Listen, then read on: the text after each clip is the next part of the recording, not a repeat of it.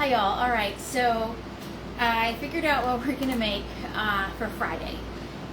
So I want to say right now, I just put my firecracker chicken in the crock pot. That is one we made last year. And when I put it in this slate, I've got 2 big chicken breasts in here. I cook it on high for at least an hour to 2 hours, and then I'll keep an eye on it, and if I need to lower it to low, I will. And then I will make my fried cauliflower rice that, again, my family will eat, but you have to, for my family personally, they don't want the taste of cauliflower, so I just keep cooking it and cooking it and cooking it until I get rid of that texture of cauliflower rice and the taste of cauliflower. And then for the kids, maybe my husband, if he wants one, I did buy some egg rolls. When I made something like this the other day, it was all gone so fast, and so I want to make sure that they have plenty of dinner so that no one goes hungry.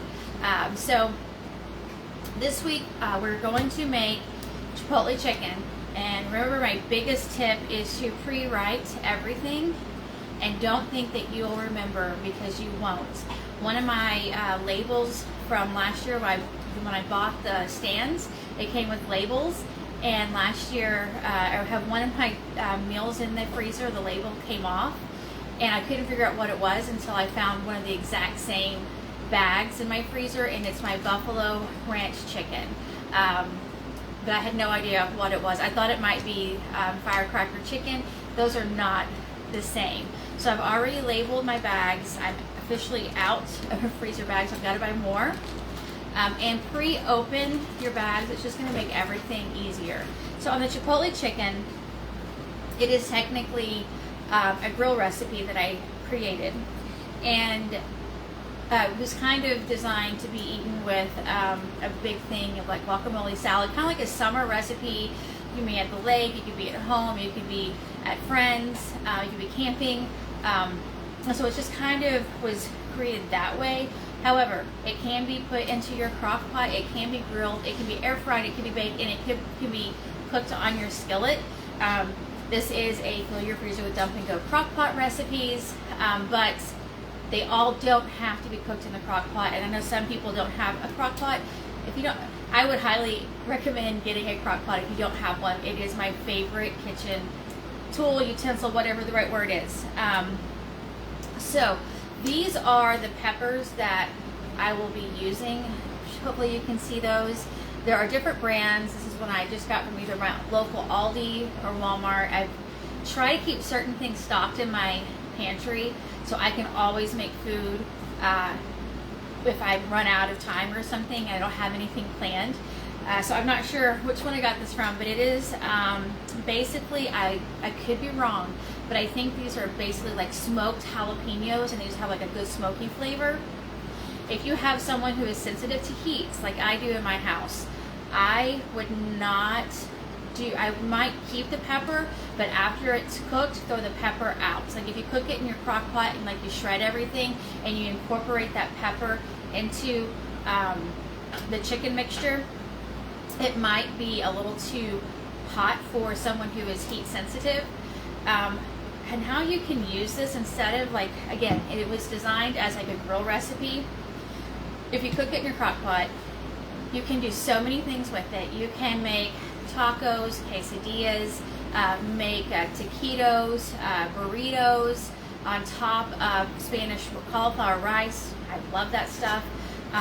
There's so many options that you can do with this instead of just grilling it. But again, I love when I can pull a bunch of meat out of my freezer and give it to my husband, and he goes and cooks it, and then we have dinner for like 4 days. I love that part of the summer. So the first one we're going to do is the Chipotle chicken. And then, oh, and the recipe calls for a teaspoon of salt. I think I might pull back and do, no, call for 2 teaspoons. I might pull back and do 1 teaspoon of salt and a half a teaspoon of black pepper, and just make note. Because that sounds like a lot of salt, and I haven't made this recipe in quite a few months. And then, because I found the pork tenderloins on sale for buy one, get one. So my chicken for this recipe I got for $1.99 a pound. So I'm getting close to 2 pounds in each bag, and the total cost is like $3.50 to $4 or less per Chipotle chicken bag. The pork was more, so if you can find a really good deal, and again, if you don't eat pork, you can use chicken. You could use pork chops. You don't have to use a tenderloin. And you could even grill this recipe as well if you wanted to make it like a summer grill recipe. Again, you can air fry. You can do whatever you want to do instead of using the crock pot. It's just, again, my favorite kitchen tool. So the pork I found, I think it is 24 ounces of pork, and it's $10.99, I think, per package. Buy one, get one for a penny. So it is more than $5 a pound that I'm shooting for, but between the chicken and the pork, it rounds out about the same of what I'm trying to keep it budget friendly. I'm definitely on a budget. My husband, who owns his truck, we are responsible for all repairs and upkeep, and that's a lot of money. So on the Asian pork tenderloin, the recipe calls for 2 of those. But since I'm making 8 meals, so 4 of each, I'm just going to use 1. And each tenderloin, I forget the right word. I don't think it uses the word tenderloin. Maybe pork fillet is actually on the package.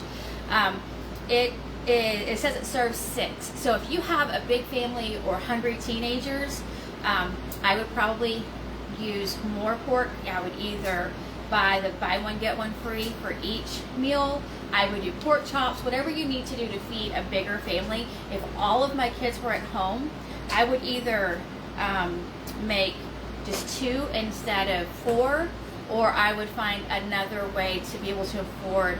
Maybe look for the pork loins when they're on sale, and then use the pork loin instead of the pork fillet tenderloin. So on this, so what I did is I've already wrote everything down, so hopefully by the time Friday gets here, I won't be running super late. I'm going to cut all the ingredients mostly in kind of close to half, maybe not quite half, but that's my plan. So instead of the 1/3 cup of Bragg's, I'm doing a 1/4 cup, and I'm doing 3 tablespoons of balsamic vinegar. The olive oil is kind of optional, especially if you want to pull back on the fat, but I've got 2 tablespoons of olive oil, a tablespoon of minced garlic, a tablespoon of ginger, and again, for me, I will be using the ginger in the squeezable tube that you get in the produce section. Aldi carries it, my Walmart carries it, I'm sure my Butcher's carries it, and if you live in a bigger city where you have things like Kroger's and Tom Thumbs and Albertsons and whatever else grocery stores there are, I'm sure that they will carry it too. And then it calls for brown swerve. The original recipe, I used 3 tablespoons. I'm going to do 1.5 to 2 tablespoons, depending on kind of what I feel like. And I don't add salt when I use something like Bragg's or soy sauce. I wait to the end to taste, because I have oversalted things recently and I didn't like it, and I don't want to make the dishes too salty. Now, with this, I have an Asian slaw that I will most likely serve this with. You can serve it however you want, and again, if you don't eat pork, use chicken. You could use, I guess you could use beef. I mean, is trying to sign in on his Google thing, and our phones are somehow connected anyway, so that popped up. That is it. So Friday we will make Chipotle chicken and Asian pork tenderloin. If you have thoughts or questions, again, please feel free to comment. And again, if you do have any ideas on some recipes that would be great for this, I am all ears. I'm trying to research and get some recipes made so that we have tried and true recipes that we will put in our freezer. And this week coming up, I will start pulling out from this year's freezer recipes. And again, I tell you 100% how we liked it, how it thawed. I'm anxious to see how the pineapple does going from frozen to crock pot. I'm worried I might feel the same as I do about my Greek chicken, but that's okay, because I can just pick out the pineapple and add fresh pineapple. That's what I do with the Greek chicken. But that is it. I hope you're having a great week, and I will be back on Friday. Bye.